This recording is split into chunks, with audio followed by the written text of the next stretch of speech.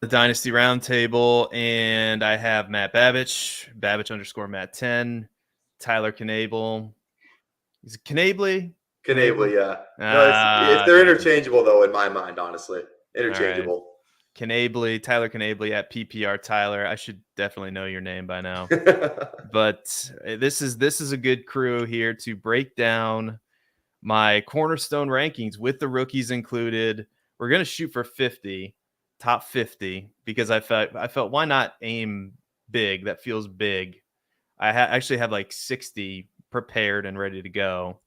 So we'll see where we get to. But on this show, it always feels like we never get to where we want to. Like we never quite get to everything we need to get to. But we'll see. We'll see how it goes tonight. So excited to get this thing going. And you guys, how are we doing tonight? Clearly, Tyler and I are super ecstatic. We were both chomping at the bit to answer that question. Yeah. No, here in sunny California. So first time doing this show on West Coast time. So it's weird doing this show at 5 p.m. But excited to be here. Excited to break down. I'll tell you what. If we get through 50, I'll be surprised. But but excited to once again tear apart your rankings. Yeah, I was just trying to let you talk about the sick picture you tweeted out on your Twitter at Babich_Matt. Just having a nice dinner. I know it was like a fruit play. I don't know if it's dinner. It kind of looked like a fruit situation overlooking the water on a tall balcony, possibly 15 stories up. So I was just trying to let you talk about that. So we're in Dana Point, California. So we're on the coast. We're actually on the second floor of this building, but it's on like a cliff basically. Okay. And they have a wine and cheese hour every night from 4:30 to 5:30. So you best believe we got ourselves a plate and a glass. Nice. Got some people in the chat. We have Mr. Babich in the chat already. We have the Harry Snowman, who says, good stuff in your articles lately, Matt, and nice new clean look for Matt and Tyler. Very, very good. And he's he must have seen the hurdle with Maddie, with Maddie and Cody, because Cody asked me which rookie running back I wanted to see wind up with the Giants. And then I said, I don't know, we might get demonetized. I was like, why would you make me choose any of them? I don't want any of them to go to the Giants. Anyway, so let's Dynasty Cornerstone rankings. Here we go. Coming up for you right now.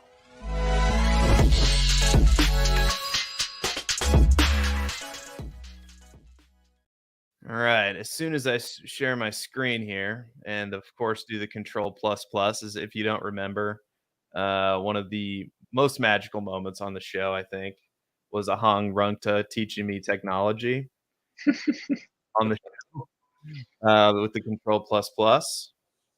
So let's see. All right. I think this is going to be good. I think people see that. So I'm just going to go ahead and rip through these. All right. We're going to do like top, however many we can. 10 at a time if we're doing top 50. Yeah, let's do 10 at a time.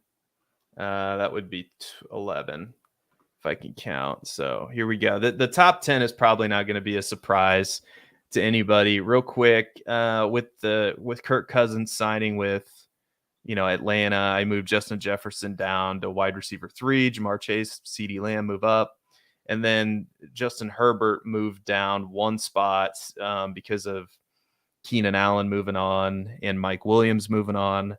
So I'm not sure who he's going to throw to. Gerald Everett gone too. So what do you guys make of this top 10? Pretty chalky, or you have? I feel like we're not going to have too many disagreements in the top 10.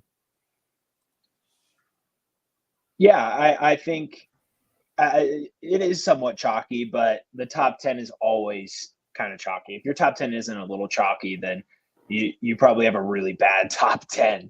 Yeah. I think last time we kind of broke down the Cornerstone rankings, I believe kind of where we differentiated on this is that CJ Stroud was a little bit higher for me, but you obviously can't scoff at Lamar Jackson and Joe Burrow being 4 and 5 here. I think once you get past Allen and Mahomes, there's really you can pitch me almost any order of Hurts, Jackson, Burrows, Stroud, and I can get behind it. So I obviously prefer Stroud a little bit in Dynasty right now, but I like the setup where, the top 5, top 6 QBs, top 7 QBs even are the first 7 players ranked. And I agree with moving Jefferson down a little bit because of that QB instability. We don't know who's going to be playing a quarterback there. We don't know if Sam Darnold can sustain this offense. We don't know if whoever they draft, may it be JJ McCarthy, we don't know his potential to satisfy and uplift a wide receiver one such as Justin Jefferson. CeeDee Lamb versus Jamar Chase is kind of what I want to break down, though. So I know we've kind of gone over this before, but I want to get a little peek under the behind the curtain of your process of Jamar Chase over CeeDee Lamb and what drove that for you. I think, in the very near future, we might be in a world where the Bengals are without T. Higgins. I know that's not the reality right now, but I also just feel like when he's on the field, Jamar Chase is that guy who can just explode for 40, 50 fantasy points. I believe he's also a little bit younger. He's 24. Maybe he's not too much younger than CeeDee Lamb. It's very close. If like I said, it's one of those situations where if we were both in a startup, and I've used this example multiple times, if you were like, we have to have CeeDee Lamb and Jamar Chase and Justin Jefferson are there, I it wouldn't bother me to take CeeDee Lamb or to have CeeDee Lamb over Jamar Chase. But just for me personally, I think the upside is what I'm shooting for, even though I know CeeDee Lamb last year did a lot of things that would probably merit a wide receiver one ranking in Dynasty, and I get it. Maybe some people probably, and I assume you have him at wide. I think you did have him at wide receiver one in Dynasty. Yeah, so I totally understand it, but just for me, with Joe Burrow, with the situation, yeah, CeeDee Lamb's just 1 year younger, or 1 year older rather than Jamar Chase. Finishes the wide receiver one in fantasy last year and in fantasy points per game. So yeah, I can see the skepticism, or I can see why you would see that. It's very close. And if you made me I don't know, if you were like, we have to take CeeDee Lamb, I would understand, but I guess I don't really have like a solid answer other than I just like Jamar Chase better, and I think he has more upside. That's basically the answer. The long-winded way of saying that. Yeah, I mean, one thing before I kick it to Tyler on his thoughts is that I get where you're coming from on the upside. That being said, 24 fantasy points per game from CeeDee Lamb last year was 4 points better than Jamar Chase's best season. So I think if we talk asymmetrical upside, it's essentially neck and neck. Now I know, despite it being a 4-point differential, we all know what Jamar Chase can do. He's a game-changing player. I do think stability plays a little bit into it. So the Cowboys are currently cap-strapped going forward. And while we all know that there's ways to lock in your superstar players and turn these situations around, there's some instability as to Dak Prescott, still pretty young, but getting older. Are we going to see any regression there? CeeDee Lamb is currently unextended, so I think this is going to be his 4th year. Is this going to be his player option contract year? I think so. Yeah, this is year 4. They're going to pick that up for sure. They're going to pick it up. But regardless, as it stands, we don't necessarily know what the offense is going to look like in 2 years. Whereas with Jamar Chase, we know for a fact he's going to be tethered to Joe Burrow, who's going to be hitting his prime quarterback years as Jamar Chase is hitting his prime receiver years. So again, it is kind of a neck and neck thing. But so Tyler, what are your thoughts here? I'm going to push back on both of you guys. I think Justin Jefferson is my wide receiver one for Dynasty. And here's why. Just because I think the Kirk Cousins thing is a real thing. I think it impacts more of the other pieces in that offense more than it impacts Justin Jefferson per se. Because I think you can kind of get anybody in there, whether like maybe it's May, which I know Babich would not appreciate if Drake May was a Viking this year, because that would mean things have gone drastically wrong at number 3 for the Patriots. But that's neither here nor there. Let's say it's May or McCarthy. That feels like kind of the two players that if they do trade up, which it feels like they will, it feels like that it's going to be May or McCarthy for the Vikings going forward. In either case, I think you can kind of get anybody in there to just get targets to Justin Jefferson. I mean, if we look at the way KOC has used him since he came in the league, like he gets all the targets, he gets all the catches. That doesn't change with the quarterback play. And if we look at to last year, when he came back from the injury, when Kirk was gone, he had the one game against Las Vegas, which was he got hurt in that game because Dom's to a hospital while he was out in like the first quarter. But if you look at the Cincinnati game and downward, he had 7 catches for 10 targets and 84 yards against Cincinnati. 6 catches, 10 targets, 141 yards and a touchdown against the Lions. Then 10 targets, 59 yards, 5 catches against Green Bay. And he finished the year with Nick Mullins. This is all Nick Mullins games. 12 catches, 14 targets, 192 yards and a touchdown.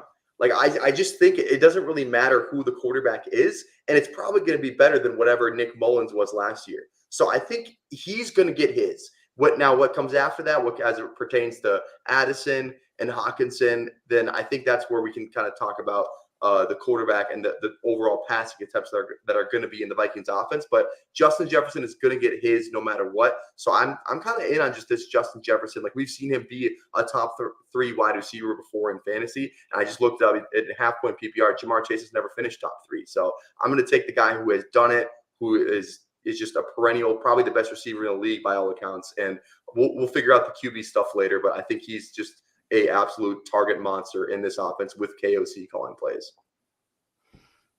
I think that's some good discussion. I think, if I'm in a startup, like this is like this right here, this section for me, like you could convince me either one, and we've all have different wide receiver ones here. So I'd be interested to hear, chat. Who's your wide receiver 1 in Dynasty? I don't know if we had if we had a Twitter poll, if we were like, that kind of special, like if we had like the setup for a Twitter poll. Is this going to cut off? Yeah. Might have to do a control minus here. Hopefully that doesn't ruin things. See how tech savvy I am now? This is amazing. Yeah. Now if I can only in terms of shortcut commands. Yeah. The control. We don't say zoom out anymore. We say we're going to do a little control minus to show off the knowledge. Yeah, the next step would be to have not a spreadsheet in here. So, so here's the next 10. We have Amon-Ra, Caleb Williams, Anthony, and again, these are cornerstone rankings, so the rookies are going to be in here. Anthony Richardson, Wilson, Kyler Murray, AJ Brown, Dak, Marvin Harrison Jr. there, Trevor Lawrence, Breece Hall, all in. Well, I guess this is like the tail end of the first round, going through most of the second round. Except for the later part. So what do you guys think about these next 10, like 11 through 20? I love the confidence on Caleb, because what would that be? QB. I was 8. QB 8. Yeah. So QB 8 for Caleb over a guy like Kyler Murray and Dak. Like because like obviously he does have some rushing upside. Like some of his rushing highlights in college are pretty sick, but I don't think that's going to be necessarily his calling card at the next level, like it is kind of like a Kyler Murray or Anthony Richardson. I think he's really has to excel as a pocket passer. And if you're just kind of looking at it, like you said, you have to put the rookies in there, kind of just like overall value perspective, like right now, if you have the 101 and like in Dynasty, like that's a very, very valuable pick. So kind of looking at that perspective, I see what you're talking about. But yeah, it's interesting, the quarterbacks, because like, I think I would put Kyler above Richardson just because we've seen Kyler do it. And then Richardson, we saw like 4 or 5 games, and he was hurt in between, like in all those, like 2 or 3 different injuries in the span of like 6 to 7 weeks. So that scares me a tad, but he does have the body, which you would think he could kind of sustain those kind of hits and everything. But I would put Kyler over Richardson just because, like I said, we've seen it. That offense is getting better. So that's my initial thoughts to it. Matt, what are you thinking? That was going to be one of my comments too, which is, so to start with Caleb Williams, this is arguably one of the best situations a rookie quarterback has ever stepped into. And because of that, where were Bryce Young and CJ Stroud ranked? coming into things. Quarterback, 17 through 19. And a lot of that had to do with the fact that Bryce Young was going to the Panthers, who were led by Adam Thielen in their receiving core. And the Texans were led by Nico Collins with their receiving core. So we thought that these were going to be bad teams that weren't going to produce on offense, and they were going to have to mold the situation around their quarterback. Carolina, we were right. Houston, we were very wrong. And now CJ Stroud's up with the elites. And so if you want to win in Dynasty, you have to be able to look ahead for that year. And so if Caleb Williams is going to have a CJ Stroud-esque season where he steps in, produces right away, and finishes as a top 10 quarterback in fantasy, you got to have him right about here. And so this is where I think the market's going to be, especially now with the Bears wielding the team that they have. So I love having Caleb Williams here. It is confident, but I think when you look at the Dynasty landscape and how these values change, if you don't value Caleb Williams here right now, you're going to miss the boat, and you're going to be talking about, paying the Pied Piper for Caleb Williams down the road when you maybe could have gotten him for a little cheaper. Because if you can get him for Anthony Richardson and a little plus right now, I think you should be making that move every day of the week.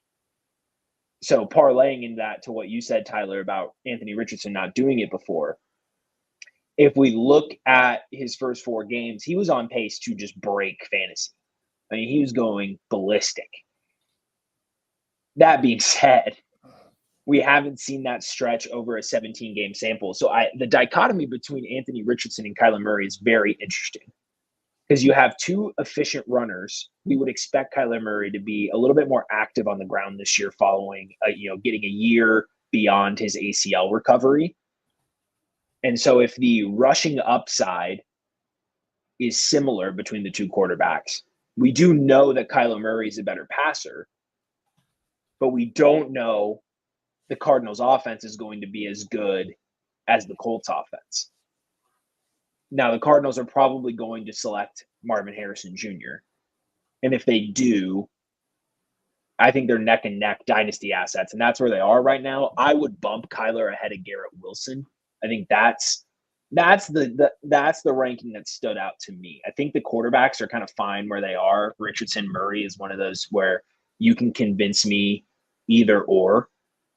And Garrett Wilson versus A.J. Brown and the rest of the field here is where I start to draw some questions. Garrett Wilson's very good, but Garrett Wilson has also showed that his floor is really low if there's no quarterback. And we have no evidence that Aaron Rodgers is still an elite quarterback. We have none. We have no evidence that Aaron Rodgers is going to propel this team to some sort of elite success. And I'm not trying to strap on my Aaron Rodgers hater hat, as is pretty common on this show.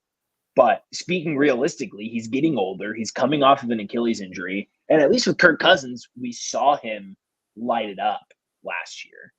We didn't see that with Aaron Rodgers. And he's out here talking about vice presidential candidacies. Like, we don't really know how into football he is right now over just the attention of being on the Pat McAfee show every Tuesday.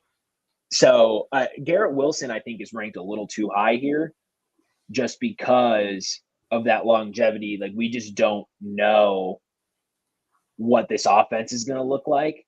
And now with Mike Williams stepping in, some actual target competition, is that going to change things up in New York? So I don't think you can have Garrett Wilson above A.J. Brown right now, and that's my 2 cents. Well, I'll say this in defense of Garrett Wilson. I think if he just got competent quarterback play, this is where the quarterback is so important. Like, he should have been like the wide receiver 5 if you look at expected fantasy points. Like, the catchable target rate was just horrendous for Garrett Wilson. So I can't believe, like, I was not the biggest Garrett Wilson fan last year. But seeing how the season unfolded, and Aaron Rodgers didn't even need to be fantastic. Aaron Rodgers could have been just league average, and it would have just made all the difference in the world for Garrett Wilson. So I am team Garrett Wilson this year after looking at the data. In terms of like Kyler Murray versus Anthony Richardson. So right now, Kyler Murray is throwing to Trey McBride and who? Like, is there somebody else there? I mean, I guess we're assuming Marvin Harrison is going to wind up in Arizona. I could see them trading back.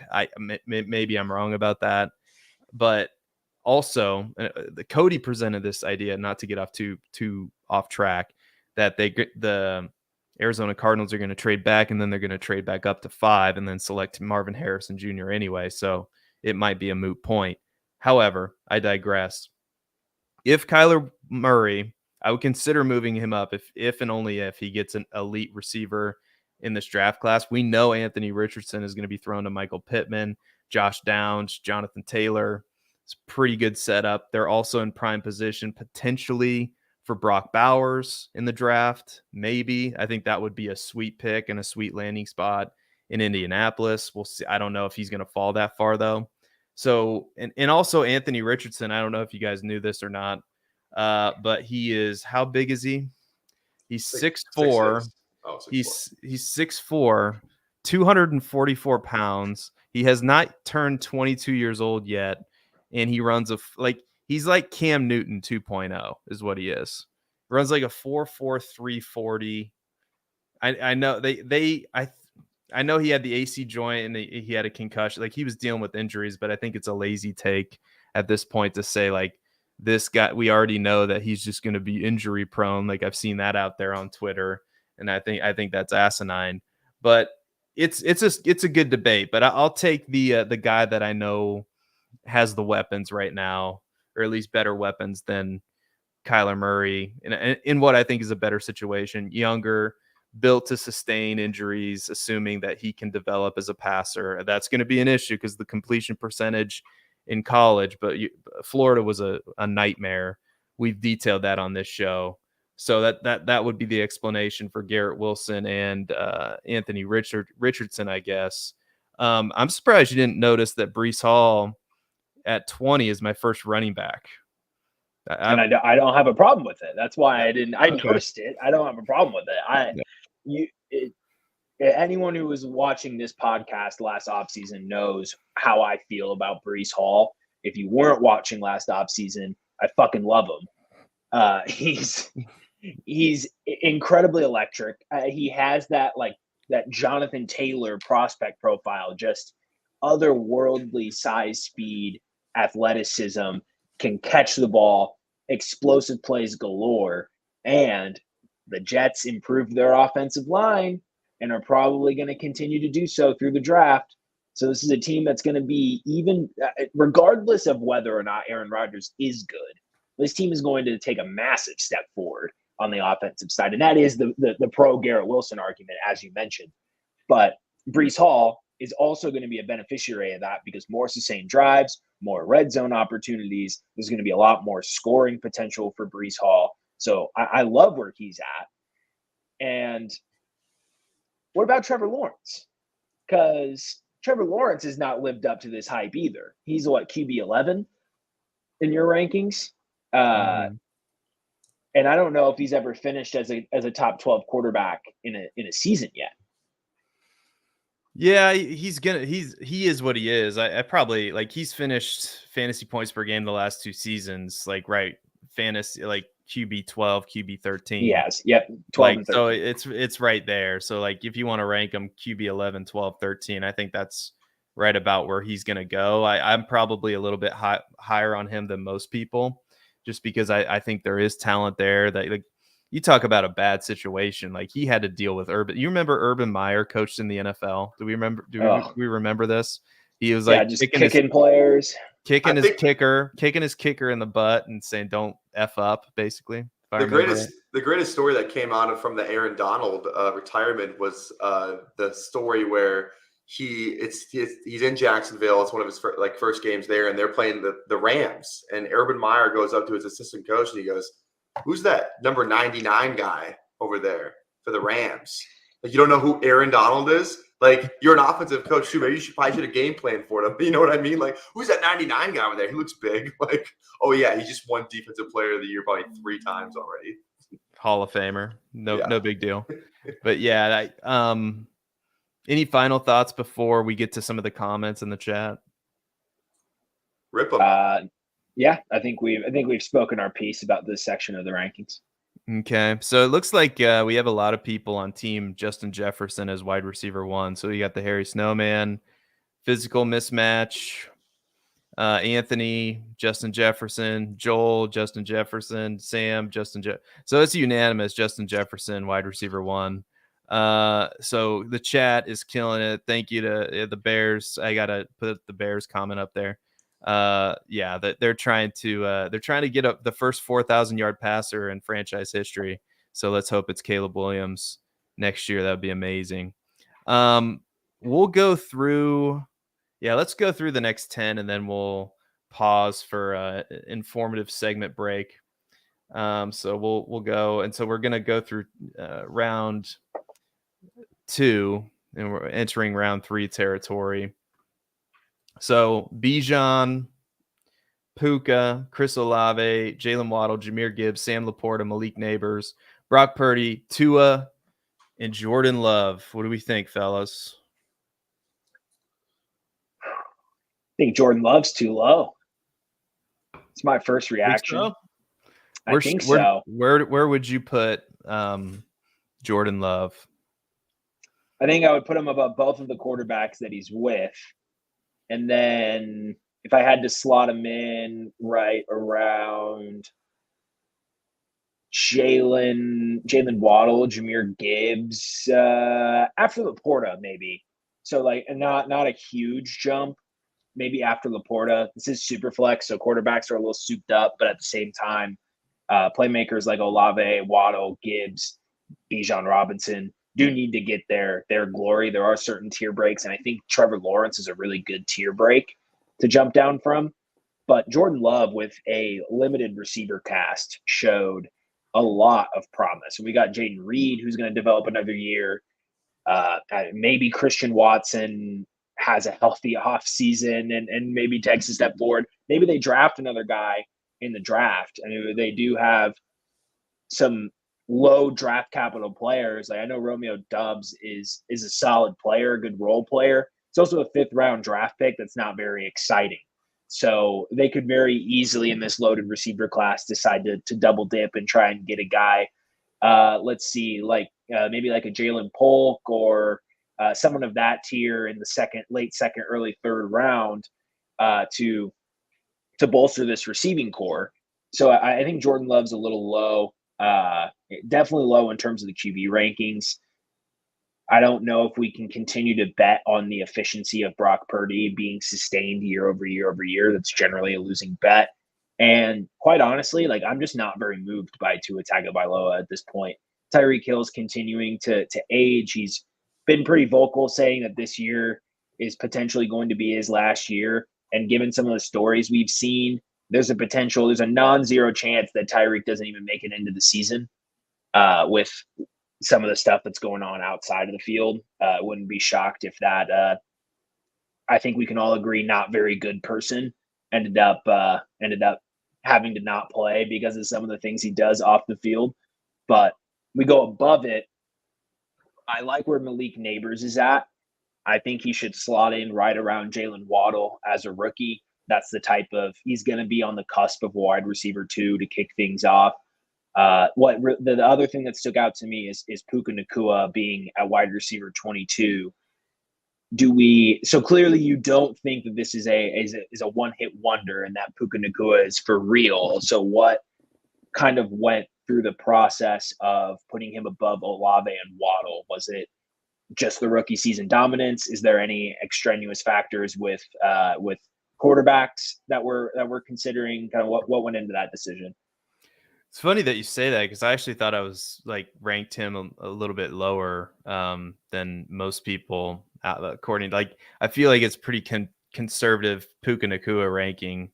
I mean, he only caught 6 touchdowns last year. I feel like that number could have been higher, especially given his target share. I mean, he ranked number 11 amongst target share, number 7 amongst wide receivers in targets, only number 20 in red zone targets. Again, ADOT was not the greatest either, but it's Matthew Stafford. And as long as Matthew Stafford is there, I don't really care. Cooper Kupp, Puka Nacua, like it's going to be, I think this offense is just really, really good. And Puka Nacua, like you don't get that many targets in an offense because you're not good at football. I know the metrics are not great. If you go to the player profiler page right now, Puka Nacua is not somebody that's going to jump off the page at you athletically. So potentially there's some regression that we might be able to expect, but I don't think it's going to fall off a cliff. And this is like a 22, 23-year-old wide receiver. He's going to be 23, who I just think is really good at football and finds ways to be open, much in the same way as Amon-Ra St. Brown. So, I mean, he was the wide receiver 4 last year for a reason. And like I said, I actually thought this was pretty conservative. I'm still worried about Derek Carr with Chris Olave. It's like this tier of wide receiver. Part of me just wants to say F it and put Malik Neighbors up there with Puka. Part of me just wants to do that, but I just can't for some reason. I just, I put him just above that kind of quarterback tier I've got there. And you're right. You could say like the one weak spot in these rankings is Jordan Love. I mean, he's 25. He's the quarterback 5 last year. Quarterback 5 in fantasy points per game. I'm still like, is there and I swear to God, I'm not saying this because I'm a Bears fan. All right, Harry Snowman, I can already hear you typing in the chat. Get your Navy goggles off, you homer. But I don't know, man. I was talking this through with Memphis, and he's like, "No, Seth, we're not out of the woods yet with Jordan Love. You remember Daniel Jones, right? How high we were on Daniel Jones at this time last year." And so I don't know if it's a perfect comparison. I will say number 23 in accuracy rating, number 28 in true completion percentage, number 30 in pressured completion percentage. There are some signs, number 20 in clean, like the completion percentage accuracy is something that Jordan Love is going to have to clean up. Can he get better with that, especially with increased weaponry? Potentially. I think so. But man, we saw kind of the same situation play out with an offensive coach that we really liked in Brian Dable with Daniel Jones. And they, the Giants made it to the playoffs. Everybody remembers they beat the Vikings in the playoffs. And then the next year is just a complete disaster. I'm not saying that's going to happen in Green Bay. I'm just very conservatively ranking Jordan Love here, which probably means I'm not going to get any Jordan Love. And honestly, I'm probably fine. The one adjustment I will give you is I think Jordan Love needs to be above Tua and above Purdy. I will concede that. That's an adjustment. Just hearing you talk about Jordan Love that I'll probably make as soon as we get off the air. But I don't know, man. I've just got the heebie-jeebies about Jordan Love. Yeah, I get what you're saying there. Going to the Daniel Jones comparison, I obviously don't love it. The one thing is that Daniel Jones was number 1 in the NFL in true completion percentage in 2022. So it's not like the same peripherals where we're saying like, oh, this player had a really good season, but had some underlying metrics that weren't that good. For all intents and purposes, Daniel Jones actually had the peripheral metrics that looked like this was driven by him. And I think part of that comes down to the fact that he rushed for 700 yards and 7 touchdowns in 2022, Daniel Jones. So that rushing upside is something that propelled his top 10 finish, whereas Jordan Love finished top 5 with only his arm, not incredible efficiency, and mediocre weaponry. And so what that tells me is he has the talent, but he needs some help to truly have that. I feel like a completion percentage is somewhat talent dependent. If your receivers aren't getting open, if your receivers aren't making plays, Christian Watson, and we also need to take into account that it took him like 5 or 6 games before he really found his groove as a starter. So I would be interested to see, and with Player Profiler data analysis tools, you can do this. Also, shameless plug, Player Profiler has merged Data Analysis Plus and Data Analysis into officially the world's best data analysis tool for fantasy football purposes. So use that to check these numbers for yourself. But I'd be very interested to see what Jordan Love's completion percentage and other peripheral metrics looks like after week 6. Tyler, it's been a while. Your thoughts? I totally agree with the Jordan Love thing. I would definitely have him over Tua and Purdy, just because, like you said, the weapons should get better over the course of his career. He's going to get locked up there in Green Bay. I think he's going into the last year of his rookie deal, I believe. So he's going to get locked up there. He's connected to Matt LaFleur. I think something you look for with quarterbacks is definitely going to be I really like quarterbacks who are connected to the head coach, who's also the play caller, because the head coach isn't going anywhere unless they get fired. Or like OC can always move on, you know what I mean? So I kind of just a little tidbit that I like in my quarterbacks for Dynasty. Second part, we touched on the Neighbors thing. I think I would have Neighbors above Puka, because if you're just looking at how we're talking about both of these guys, I was listening to Todd McShay today, and Todd McShay ranked Malik Neighbors above Marvin Harrison. I'm not saying Todd McShay is the end-all be-all for rookie rankings, but it's not like he's the only one that's saying this. There's a ton of people in the community who are super big on Neighbors, and I think a lot of people in the community even kind of concede the fact that Neighbors does have more of that the upside traits than Marvin Harrison would have, just in terms of his speed and kind of his deep play, deep threat ability. I think he has the potential to scare, I should say, a defense more than Marvin Harrison does, just on his raw athleticism and just traits alone. So I think I would have Neighbors of a Puka right behind Bijan. That feels like a good place for him. And there's a real possibility he goes to the Chargers too. If we think the draft plays out 1, 2, 3 quarterback, Marvin at 4, there's a 0% chance Neighbors is not connected to Justin Herbert for the foreseeable future, his entire rookie contract. And if that happens, I think there's certainly a discussion to be had. If Marvin goes to the Cardinals and Neighbors goes to the Chargers, there is definitely a discussion of who you'd rather have. So I'm a big Neighbors guy. I think he deserves to be kind of treated as a Marvin Harrison equal and not just the Marvin Harrison number 1 guy. You all saw, I did make live adjustments to these rankings. So you're seeing how the sausage is made here. We talked this out. And that's another, I don't know if I'm going to make it now, but that is a move I really want to make. And you saying that if Malik Neighbors winds up with the Chargers, yeah, 1,000% he's going to be above Puka Nacua with that landing spot for me. But I kind of want to move him up there anyway, because of all the film that I've been watching, and Malik Neighbors just looks like that dude, especially after the catch.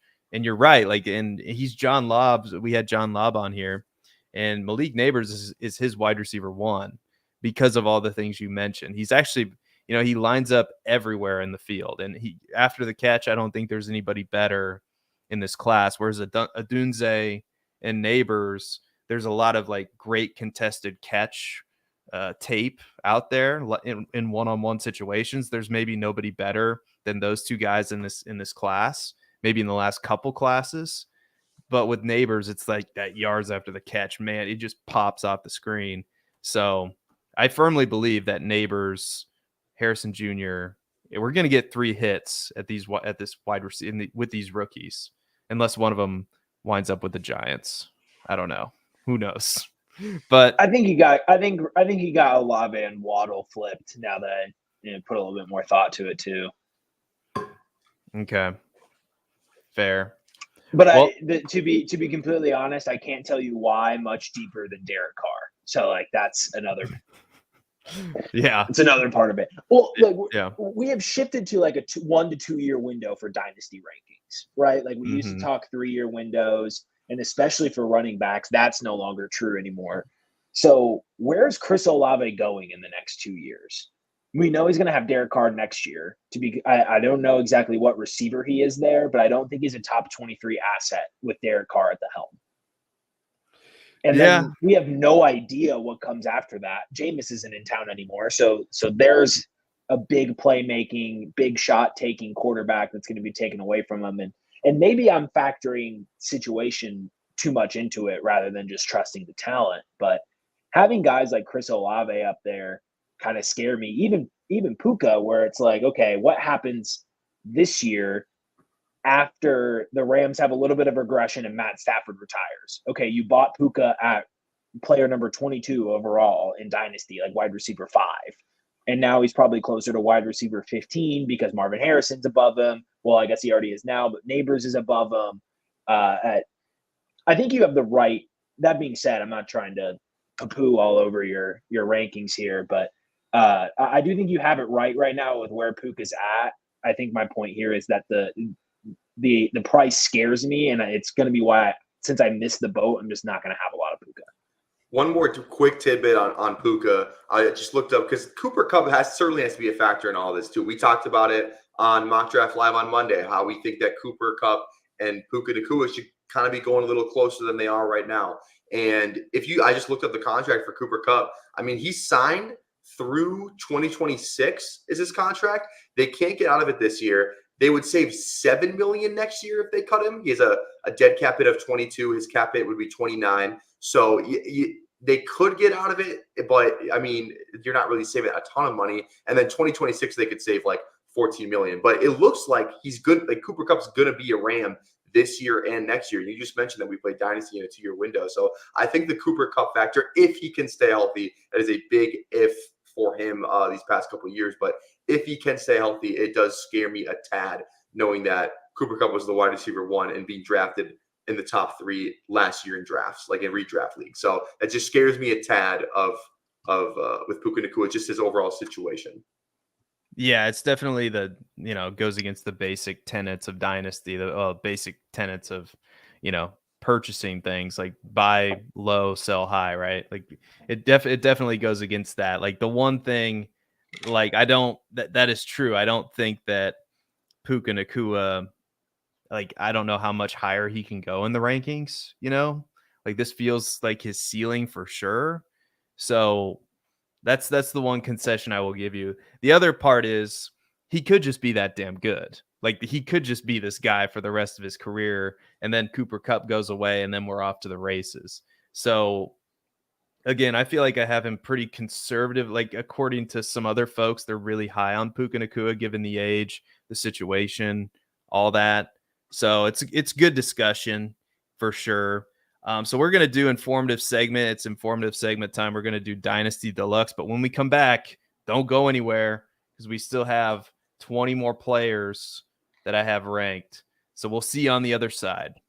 This episode is brought to you by PlayerProfiler, the Dynasty Deluxe package. The rankings are the best in the industry. It includes strategy mode where you can say, hey, change the rankings to be win now. Oh, change the rankings to be productive struggle. There's also a draft planner to help to strategize where you should take players because the draft planner also includes ADP. There's a trade finder where we look up on My Fantasy League and we see trades that are done, including a particular player. Then there's a trade analyzer where you can plug in draft picks, players, and we assign a lifetime value to draft picks out 5 years. The best thing about our trade analyzer, it can't be gamed with volume. And there's mock draft data to see right now what's the market for player X versus player Y, including in the fall when very few mock drafts are happening. And our Dynasty guide, the Dynasty Dominator, would cost you $10 on Amazon, but you get it for free with Dynasty Deluxe, and you get our rookie guide for free, a $25 value. So you get all of that for $45. I mean, it's a great deal.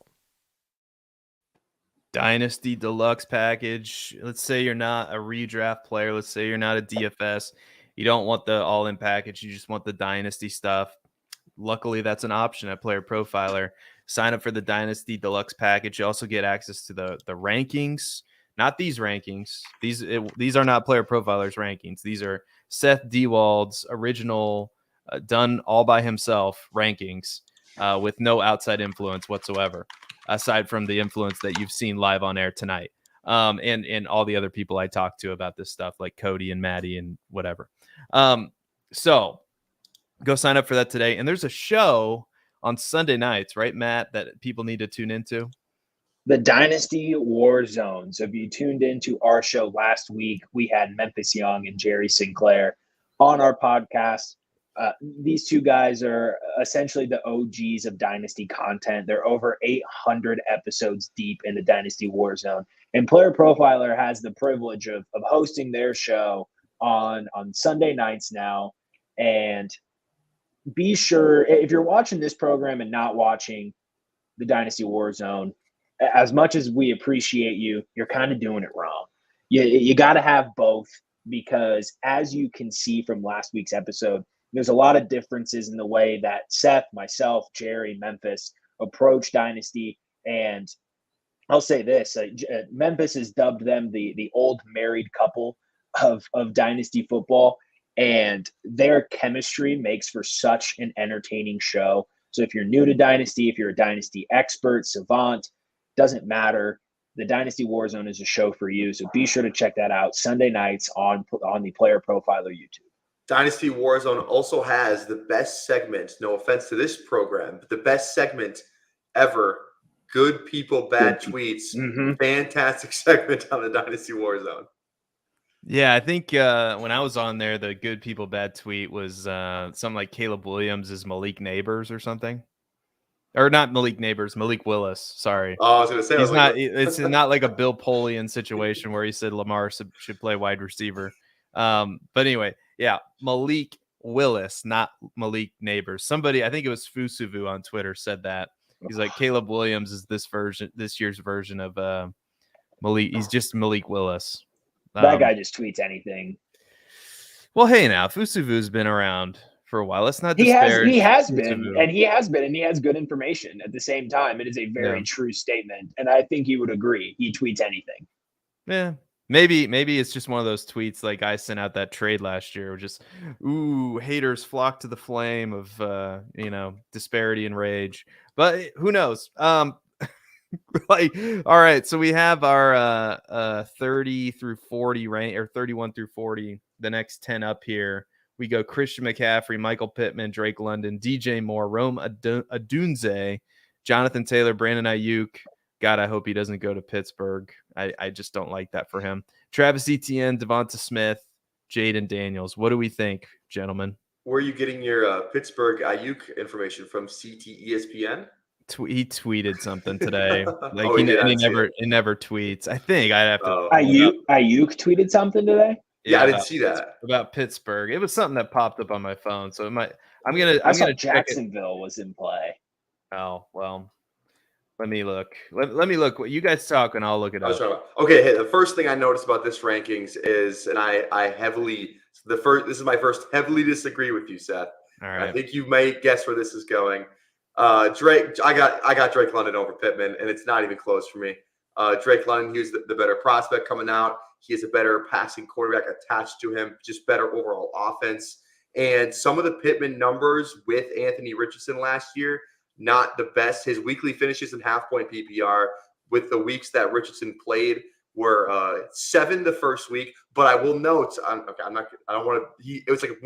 he got all those points from a 75-yard like screen. So I'm not here to bash his speed or anything, but it wasn't kind of a one thing that I just remember from that week. And then 40 weekly finish the second week, 46, then 73, then 37 with Anthony Richardson as the quarterback. Michael Pittman had a really good year last year, but it was with Gardner Minshew as the quarterback. So I don't know if I think London's the better player, and I think London has the better quarterback going forward, especially for fantasy football. Like, we see what this Rams, because this is just an extension of the McVay offense. It's Zach Robinson as the OC, and we saw it with Cooper Kupp. We've seen it with Puka Nacua in the Rams. We see it with Justin Jefferson in Minnesota with Kevin O'Connell coming over. Now it's Zach Robinson's turn. Move Drake London all over the field. Get him his 13 targets a game, and this guy's going to the moon. So I am all full steam ahead on Drake London. I cannot be convinced otherwise. It'll be very hard to convince me otherwise. Well, let me go ahead and try. Let's hear it. Let's hear it, baby. Let me go ahead and try. So you mentioned the fact that, he's getting a quarterback upgrade, and that, Pittman had a good year last year, but he was playing with Gardner Minshew. So what do you say to the fact that Pittman had 13.5 fantasy points per game the prior year, playing under, what was that? Matt Ryan, and I can't even remember all of the quarterbacks that he played with in that season outside of Matt Ryan. That's how bad they were. Had more fantasy points than Drake London's ever had in his career in a single season. And the year before, playing with Phillip Rivers, who has more kids than he could throw the ball in terms of yards down the field, and had 14 fantasy points per game, also more than Drake London's ever had in his career. Drake London has never finished inside of the top 70 in wide receivers in terms of route win rate. So in terms of playing with a guy like Kirk Cousins, yeah, I know that doesn't matter because Kirk can give him the ball. But what we're talking about here is the fact that Michael Pittman Jr. is such an elite route runner is going to offset the fact that Anthony Richardson is not as good of a passer as Kirk Cousins. And the fact that Michael Pittman Jr. is so far and away better than everyone else on his team pass catching wise is going to offset a little bit of the fact that Kirk is probably going to have at least 150 more pass attempts than Anthony Richardson at the end of the season. So I know that Drake London was the better prospect coming out of college, but there is no evidence that Drake London is the better receiver right now in the NFL. So if we want to talk target volume and quarterback play, I can listen to that argument, but I do think Michael Pittman's talent level is going to offset that a little bit. And Drake London's going to be playing alongside Kyle Pitts, Darnell Mooney, Rondale Moore, in a backfield with Bijan Robinson, who can command a lot of targets. And Michael Pittman's going to be competing with Josh Downs and Jonathan Taylor. So there's going to be a surplus. There's going to be a target funnel to Michael Pittman. There may not be a target funnel to Drake London. So it is a close argument. And I think he's got the rankings nailed, in my opinion, going Pittman, London, Moore. I'm a Pittman stan till the day I die, and I think he's more talented than Drake London. If we're playing the excuse game, bringing up Matt Ryan and Phillip Rivers, let's talk Arthur Smith. Not a quarterback, but let's talk a little Arthur Smith. Was there more of a hated person in the history of fantasy football in terms of a coach, play caller, maybe outside of Matt Canada, than Arthur Smith? It's probably, he might be on the Mount Rushmore of worst fantasy football play callers in the history of the league. And I don't even think that's a crazy thing to say. I watched every game. It was terrible. And Michael Pittman wishes he had the ball skills that Drake London has. They're not even in the same category in terms of balls in the air, go get it. Drake London he's just a better athlete, and he's better ball skills overall than I think he's a better pound for pound wide receiver than Michael Pittman. And you can talk about the stats from the first few years, but in my book, we don't count the first 2 years in terms of stats for I'm not talking about like counting stats, like fantasy points. We're talking about QBs. He's got Desmond Ridder as his goddamn quarterback and freaking Taylor Heineke and all these other guys. So both of them are better than Matt Ryan last season. No. Do we count anything then if we just don't count the first 2 years? You're going to discount the fact that Drake London had a 30% target share and a 38% red zone target share in his first season, had a 24% target share and a near 30% red zone target share last season. Those are big numbers. And I know you don't count the first 2 years of stats, Tyler, but Pittman has better contested catch numbers than Drake London too. My eyes don't lie. So I just the one thing I'll give you is that Drake London in both years has been a more efficient producer in terms of yards per route run. And so that's a good signal for Drake London, but I don't think he has any of these other talent factors over Pittman. It's the situation being with Kirk Cousins in a very pass heavy offense that's going to change the course of this. But I think talent-wise, I don't think there's any question here. All right. So much to take away. Chat, who's on your Mount Rushmore of terrible coaches for fantasy? First of all, we need to get that answers in the chat. All right. And then I'll put them up here if we have some good ones. Number 2, Matt, Harry Snowman is right in the chat. In 2022, it wasn't Wentz, or it was Sam Ellinger and Nick Foles. Both of those two guys started 5 games. Ellinger played in 4 games. Nick Foles played in 3. and Matt Ryan started the other 12. So, and then there was another thing, but what I was going to say is I think it should work. Kirk Cousins should work, but he is coming off an Achilles, right? And I just think a lot of assumptions are being made, and I'm trying to be careful with this whole deal because Drake London, he's 22. He's got the draft capital we want. He's the 8th overall pick in the draft in 2022. Size, great. Speed, good enough at 4.54. Good route runner. Should be a really good receiver in the NFL. Should be Kirk Cousins' primary target. I love the sounds of all that. I love Zach Robinson coming over from the LA Rams, who, by the way, Zach Robinson is offensive coordinator for the Atlanta Falcons, coached with Kevin O'Connell, who was the head coach in Minnesota. Probably similar, if not the same scheme. So with all of those weapons, now you throw Darnell Mooney and Rondell Moore in the mix. Oh my God, this is fantasy. This is like heaven for Drake London because Darnell Mooney's not gonna compete too much for targets. I still think Darnell Mooney's a dynasty buy. He's my number one dynasty buy right now because I think Darnell Mooney's still a good player. And that not too long ago he had over 140 targets in a season. But I digress. This should be amazing for Drake London. We will find out by the end of this year if one of two things is going to happen. Either Kirk Cousins washed up or Drake London's not as good as we thought. One of those two things is going to likely happen. So we'll have answers by the end of the year. But that was a fantastic debate. And let us know who your Mount Rushmore of terrible coaches for fantasy football. We have Urban Meyer nominated, 4 Arthur Smiths. Good answers. Arthur Smith. Yep. Arthur Smith and Urban Meyer have to be on there, right? Yeah, I do. As much as I love to make fun of Arthur Smith, which is a lot. Yeah. Are we just gonna ignore? I feel like I'm falling into a Tyler Knaeble trap with his reaction to where I'm going with this. But are we just gonna ignore the really efficient Tennessee seasons that he had before going over to Atlanta? Like, is that just? I know Tyler, again, it was his first couple years as an offensive coordinator, so I don't know if we count those stats. But he had a guy named A.J. Brown that happened to play really, really well under him, and a guy named Ryan Tannehill who somehow started looking really awful again when Arthur Smith left. So I how much of it was Arthur Smith? Again, that's something we'll find out now that he's in Pittsburgh. But I do, as much as I love to hate Arthur Smith, I think it was even Cody that kind of brought this to light, which was like, hey, I think we might even be like dogging Arthur Smith a little too much just because Desmond Ridder was just really bad.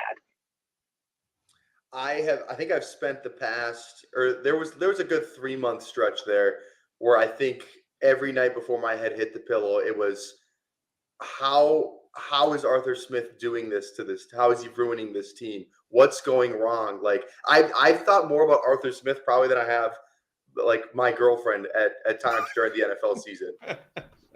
Arthur Smith, and here's the thing too. I was a ride or die Arthur Smith guy, especially like everyone, like it got so bad for the Arthur Smith hate that it was like, it like people hated this guy so much. It was like, oh, his dad got him that head coaching job because he's a FedEx, like whatever. Like he's a nepotism baby. That's what they were. Nepotism baby Arthur is what they were calling him. Like that's how bad it got in terms of Mount Rushmore. So not only is he the Mount Rushmore, they should have a statue of this guy outside of wherever the fantasy football headquarters is. Whatever. All I'm saying is Arthur Smith, the OC in Tennessee, really good. That's why I was all in. Like I thought it was going to be a good running game with some play action. It's different when Kyle Pitts is playing left tackle, Tyler Algier is RB1, and Drake London is just like, I watched some of like the route concepts, like those route concept videos, really diving into some of the X's and O's. He's got like Kyle Pitts and Drake London running into each other. Like I feel like every game I watched, at least one time per game, like 2 receivers would be like running into each other, and then you got Desmond Ridder heading the whole thing. Like Arthur Smith looked at Desmond Ridder. Let's not forget. Look, like we can debate whether or not Lamar Jackson was on the market. Was he available? Was he not? The Deshaun thing the year before, they thought maybe we'll bring Deshaun in, but like Arthur Smith is the reason the Falcons didn't work out. If we go 7-10 again, I say we. If the Falcons go 7-10 again this year, anything less than 10 wins is a disappointment. I promise you, it is going to be different this year. It is going to be different. And Drake London, this is my bold prediction. You can clip it and ship it, boys. Clip it and ship it. Bijan Robinson will be a top 10. We'll do a top 10 running back in fantasy. Drake London will be top 12, and Kyle Pitts will be a top 5 tight end in fantasy. All those things are going to happen because Kirk Cousins and Zach Robinson is the key to unlocking both of those things. That is not a bold proclamation. That I was really Bijan Robinson. think so? Something way. I was going to say top. I should have said top 5. Bijan, no, for Bijan, top. You said top 12 running back. What for Bijan? I should have said top 5. That's Yeah. I'm not going to lie. I folded the clip. Do not clip it and ship it. Clip it and dump it. Clip it and dump it. Yeah, Jay's on it. Before we go to 42 through 50, and I'm only going to make this quick comment because I have seen people say this for whatever reason. Lamar Jackson was on the block. I don't know what these people are preaching, but the literal definition of the non-exclusive franchise tag is that if someone wants him for 2 firsts, he is theirs. Like if the Falcons said, yes, we are going to pay Lamar Jackson, we're going to negotiate a contract, we're going to get it done, we're going to send you 2 firsts, the Ravens can't go, actually, I don't really want to do that. We just wanted to keep him on a cheaper deal. No, that's not how it works. It is automatic. The team sends 2 firsts, signs that player, and it is done. So Lamar Jackson was always on the block. The Ravens were just calling the league's bluff, and they won. That is actually really wild that, the Falcons did not jump on that. Like it for 2 first-round picks. Now, do you think now if the same deal were on the table after the year, well, the Ravens probably re-sign him because Lamar had a good year. Like, do you think if the same deal's on the table, like Atlanta takes that in a heartbeat, don't they, this year? Well, aren't the Ravens allowed to match if we give them that? The Ravens are allowed to match. So I think the argument was like the Ravens were going to match no matter what. They were trying to get him on a cheaper deal. So I think the argument was like the Ravens were always going to match. He was never really available. But like I said, I don't know if that's true. I really don't know if that's true. That is a good point you bring up though, Matt. Like that is wild that we were, and then that the Ravens did come through with the contract, but the contract was the issue, right? Like he was gonna get paid a ton of money. So if you got a Burrow or Watson level like guaranteed money, I don't think the Ravens would have matched it. If they gave him $200+ million guaranteed, like they were, because he settled for what, like 170 guaranteed. I'd have to go look, but yeah, you're probably right. I think it's easy for everyone now to say the Ravens were always going to match it, and it's easy for the Ravens to be like, yeah, we were always going to match it, but I really don't know if it's necessarily true. He got 185 guaranteed. There you go. We have some nominees for worst fantasy coaches on Mount Rushmore: Belichick, Shanahan, John Harbaugh, Matt Patricia. Matt Patricia is a good one. I mean, he's not really a play caller, but I was thinking about he was awful. He was terrible in Detroit. Oh my God. Well, the fact that he got signed after being a defensive coach, he came back to New England to be an offensive coordinator. Like, that's right. I think we can make this Mount Rushmore just with people who have been offensive coordinator for the Patriots in recent years, because Bill O'Brien last year. Oh my Lord, he was awful. Gase actually had some pretty good years as an offensive coordinator. He was a horrible head coach. But yeah, these are all. Yeah, Ritter for sure. Like I think that's the point that Matt's making. Like Ritter had to share the blame. That was a quarter. That was a situation. We talk about like how the Bears are set up for Caleb Williams, right? I don't know how you can set up a quarterback to succeed much more than having a good offensive line that they've invested in, having Kyle Pitts, Drake London, and Bijan Robinson. Like that's a better situation than the Bears have right now, I think. Well, maybe that's a hot take. I don't know. But, DJ Moore, Keenan Allen, that's pretty good too. So should we round it up? We're already over time, like I knew we would be. Thank you guys. Thank you for in the chat. Oh yeah, Chip Kelly. I forgot about Chip Kelly.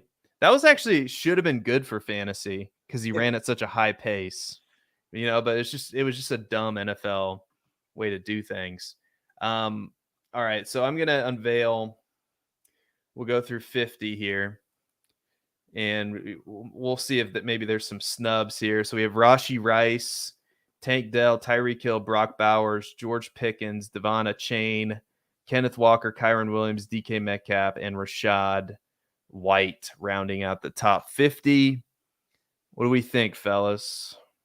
Well, like we said on Mock Draft Live on Monday, if Achane's real first name is Devin and not Devon, I mean, I think he's at least 7 to 10 spots lower than where he is right now. Because Devon Achane, Achane, right? It's Achane. Achane, Devon Achane. Sorry. In all seriousness, though, like I love the respect for George Pickens. He's one of the most underrated dynasty assets right now. He's truly a dominant player who is now without Deontay Johnson, who is one of the league's best route runners, and so that's a healthy amount of targets that are missing. And now he's going to have a quarterback that can actually put him in situations to make big plays without George having to do it all himself in terms of the yak. So I love the upside of George Pickens. I think you're a little high on Brock Bowers still. I don't know if I'm that sold on him being this generational talent quite yet. Maybe it's just Memphis getting to me on the hamstring size. But and then we have a really solid tier of running backs. Kenneth Walker is very underrated. Kyron Williams, that's the one I kind of want to talk about real quick because I don't know what I feel with Kyron Williams right now. Like he wasn't anything, and now he's something. It seemed very efficiency and volume driven. I don't know. What do we think about Kyron Williams real quick? I think the first thing you got to it just comes down. The big thing with Kyron is like, oh, he's a 5th round running back, right? 5th round running back, like those guys don't last in the league. But if you look around, like yes, there's some huge misses and like those day 3 running backs, like the ones that tease you a little bit, like we got Dameon Pierce from this season, right? Had a great rookie year. Everyone loved Dameon Pierce. Well, the actual Devin beat him out this year when he got his chance in Houston. You got the James Robinson scenario too, right? Like RB3 season, I think, as a rookie, and then he was never to be heard from again. But then you look at the other side, like a guy like Aaron Jones. I think Aaron Jones was like a day 3 running back, wasn't he? From Utah. Mm-hmm. So like you got some Aaron Jones in there. I'm trying to think of somebody else I'm blanking on. There's one more guy. I can't think of it. I think of it. There's one. Austin Eckler's on Austin Eckler. Yeah, that's another guy too. Mm-hmm. So there's certainly some running backs who have beat the day 3 allegations, who could really do some things in the NFL. And you feel better about the fact that he's on the Rams. Like Darrell Henderson stuck around for a little bit. Again, he went higher draft capital, but I feel like Kyron Williams has done more than Darrell Henderson ever did with the Rams. And they don't really spend, like they didn't sign anyone in free agency, which is a huge plus for Kyron Williams. The only way Kyron Williams would be really devastated, at least going into this season, is if they take a guy in like day 2. That's like the only way where like if they go like maybe Trey Benson or a Corum or someone like those top, like Jonathan Brooks, one of those top 3 to 4 guys that we really like, then that's the only way his value gets any lower. If that doesn't happen, I think you might have to move him up a couple spots as much as you maybe would be scared to. I think he has some real value if he goes into the season as the undisputed starter. I've had a thought about Kyron Williams, and it feels like the whole army of guys who have opinions on Twitter, which I'm a part of that army, by the way, are all rallying against Kyron Williams with all of their strength. Everyone and their mom and their brother and their grandma and their grandpa, and I could name all the different family members that you could possibly have. They're all rallied against Kyron Williams. And that makes me want to be pro Kyron Williams. I'm just going to say, like, just me as a person and what I like to be a contrarian, because Kyron Williams, you look at like some of the metrics from last season. And of course my computer is going to take this opportunity to freeze right now as I'm trying to pull up what I had pulled up, but they were good. Like they were good last year. And I think that NFL Combine is just in people's minds. Like he was small. It was like Audric Estime. I don't know what it is about these Notre Dame running backs, but they're, he had a bad combine. And I think that sticks in people's mind. Also, Aaron Stewart brought this up on our Dynasty Stashes episode, which is why he thinks you should stash Zach Evans and Ronnie Rivers. The Rams have not had a back-to-back season leading rusher. Now, if it's going to happen in any season, it's going to happen this season with Kyren Williams. I think it's going to happen this season with Kyren Williams. I'll just say that right now, because I don't really foresee a situation as my computer springs back to life. Thank you, computer. I know I have a million tabs open, but so I don't foresee a scenario where I don't know if there's anybody in this draft they like. Again, I know I get it. Kyren Williams, day 3. True, but here we go. Like true yards per carry, number 8 amongst running backs, number 13 in yards per touch, number 10 in juke rate. He didn't get a ton of targets out of the backfield. He was only 24 in targets, but again, he did get a ton of opportunities, but he was efficient with those opportunities. So I don't like, it leaves me in a very awkward place where I want to be pro Kyren Williams, but I don't know if I have the courage to fight the entire anti Kyren Williams mob that's out there, like at the gate, storming with their pitchforks and their torches.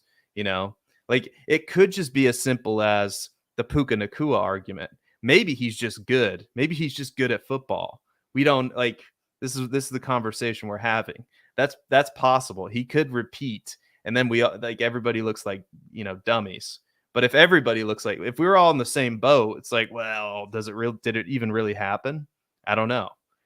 But hey, this is kind of where we're at with Kyren Williams. And I don't really know if I said anything, to be honest. I don't know if there's an actual piece of advice that we can take away from any of that other than, I don't know. I don't know about Kyren Williams. So I don't know where we go from here. Play both sides so you always win. Yeah, there you go. Joel, Fantasy Dog in the chat. I love getting messages like this. Hey, dude, Gel Rock. Found you during the combine. Just got here. We'll be back. Thank you so much, Fantasy Dog. Glad that you're here. Joel, yep. If you get the volume in an offense like the Los Angeles Rams, you are probably going to be a pretty good fantasy asset. And by all accounts, I think Kyren Williams is going to get, maybe not number 1 amongst running backs in snap share, but man, like it feels like he's pretty cemented unless they make a day 2 pick. Like if he survives day 2 in the draft, it feels like I'd feel pretty good about Kyren Williams. Let's just say that. All right, that is top 50. Any final thoughts and promote what you got to promote, Matt? What's going on in your neck of the woods?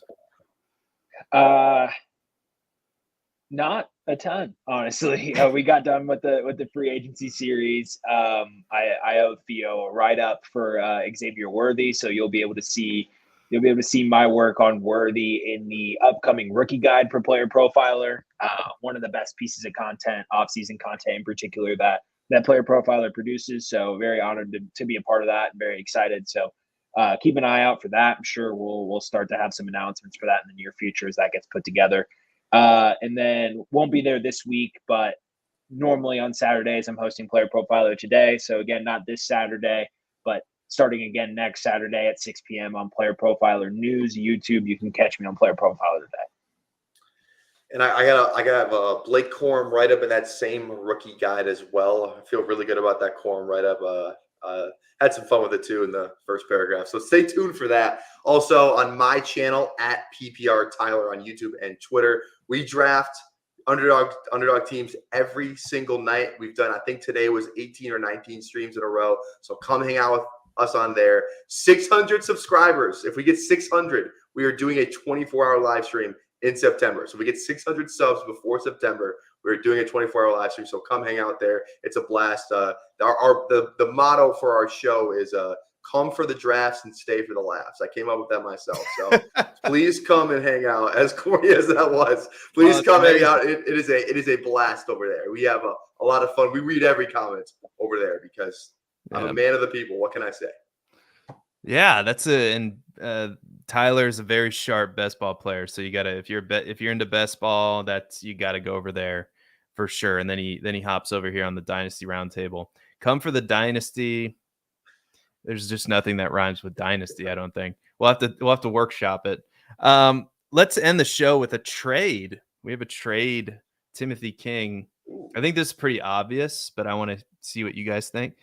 14-team Superflex PPR Dynasty, 4 points passing, was offered the 103, David Montgomery, and Michael Mayers for Trevor Lawrence and Ayuk. Thoughts? What do we think? Oh, I think we're taking the Ayuk and T-Law side, are we not?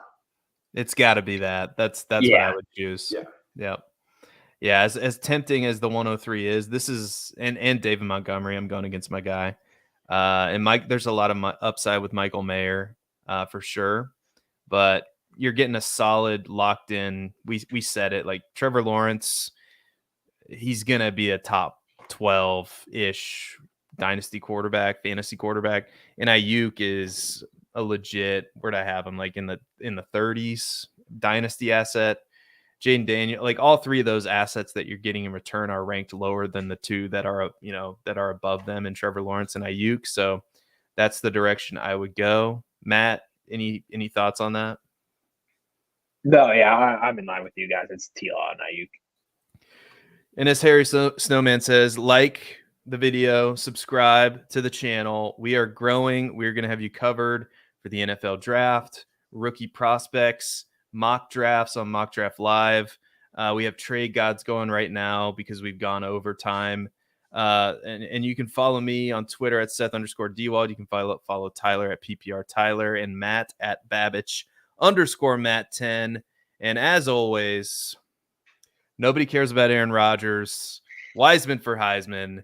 Bye-bye, everybody. Have a great night. We'll catch you next week. From the Podfather to you, I deeply appreciate you tuning in. And many ask, what can I do? What can I do to help support the hosts, the research they do, the production costs? Go to PlayerProfiler.com, Dynasty Deluxe, World Famous Draft Kit, Rankings, DFS Dominator, and of course, data analysis. Subscribe to any one of those, and you support all of us and take Player Profiler to the moon.